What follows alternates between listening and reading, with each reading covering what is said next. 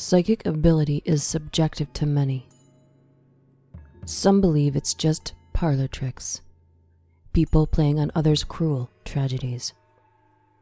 But for those that have experienced the beauty and mystery of the other side, the opinions of non-believers is irrelevant. Because for them it isn't about anyone believing or not believing, because they have already experienced it.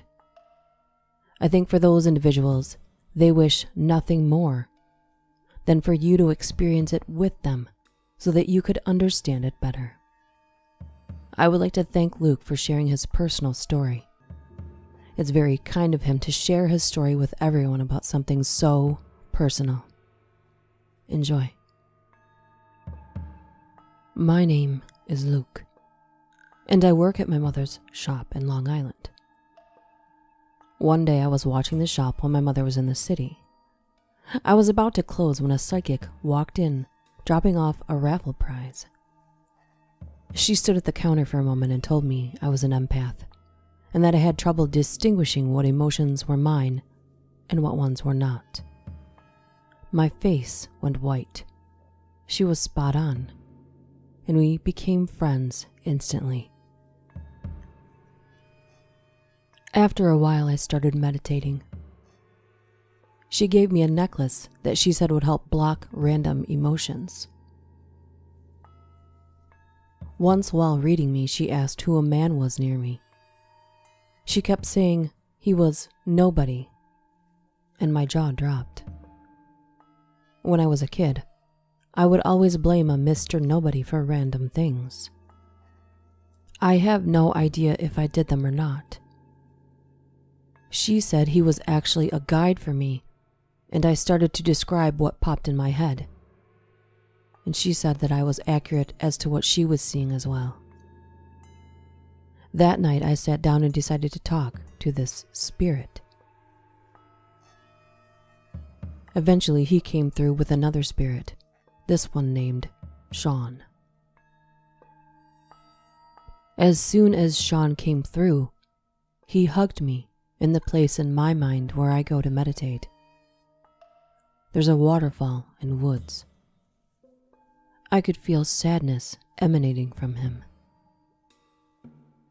He then showed me exactly why he was so sad. A complete vision of another life unfolded. I saw it almost like a movie. It's the closest that I could describe to other people without getting weird looks. In this movie, or vision, the first thing I saw was the kitchen of a house with white cabinets, blue and teal colored tiles, and blue countertops. "Timothy, why can't you just say it?" Sean screamed. I instantly responded, "Because it never happened. And while we're at it, why don't we talk about how you never introduced me as what I actually am to you? I'm always just your friend." I could tell we were having a fight. Several minutes of yelling until I stormed out of the house screaming, "Fuck you!" as I slammed the door. Furious, I walked into the woods next to the cabin Sean and I lived in. In this life, I went on walks when I was upset. The vision cut from me. A blonde look-alike to Sean, on the phone, crying. His short hair still perfect, but his face stained with tears, and his piercing green eyes red. He was on the phone with his brother, who he had just come out to in an attempt to bring me closer again. His brother didn't take his baby brother being gay very well. Actually, Sean's brother drove all the way to the cabin. He was the type of man who always had some sort of weapon on him. I was still in the woods, finally calming down, and was almost home. That's when I heard a rustling behind me. It sounded like a person moving. "Sean?" I called out. Several seconds went by. No answer. "Sean, is that you?" I started walking around trying to find him. A growing fear in my stomach formed.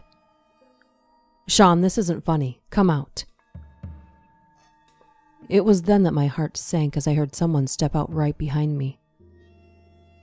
I started to run, ducking and jumping, under and over branches and roots, just running as hard as I could for the house, back to safety. Back to my boyfriend that could help me. My attacker grabbed my shoulder, and in response, I threw an elbow to their face, hitting them in the jaw. As they stammered, I continued running. I could now see the house. My lungs burning. I was reliving the single most terrifying part of this other life. Through what Sean was showing me. Just when I thought I was going to get away, a hand grabbed my shoulder and threw me back. I hit my head on the way down. I started to crawl toward the house. Suddenly, there was a sharp pain in my back, and I screamed at the top of my lungs. I had been stabbed in the back, again and again. My attacker stabbed 5 times before running off as the door to the cabin opened. I'm not going to get to see him ever again, I kept thinking to myself as I rolled over and looked at the sky.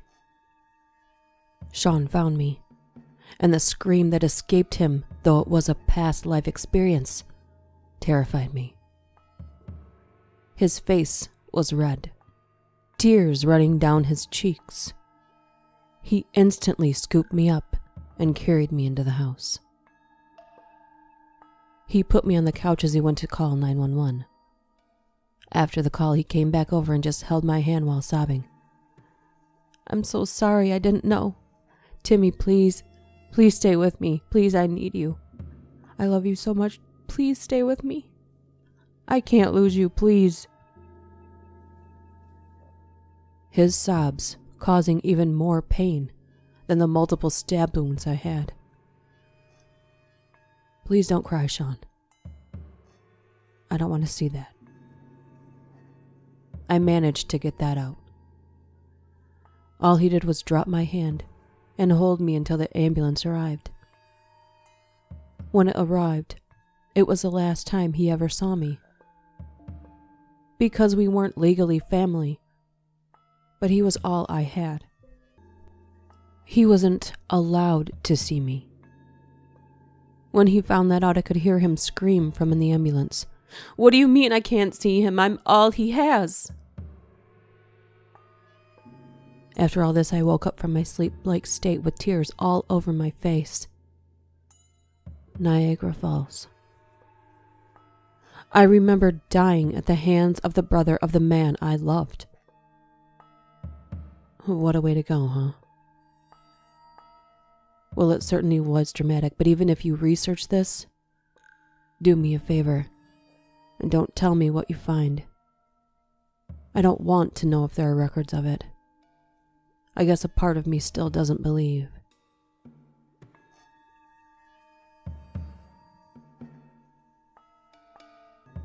Once again, I would like to thank Luke for sharing this story. If you have a story you would like to share, please email me at DuchessDark676@gmail.com. See you next time.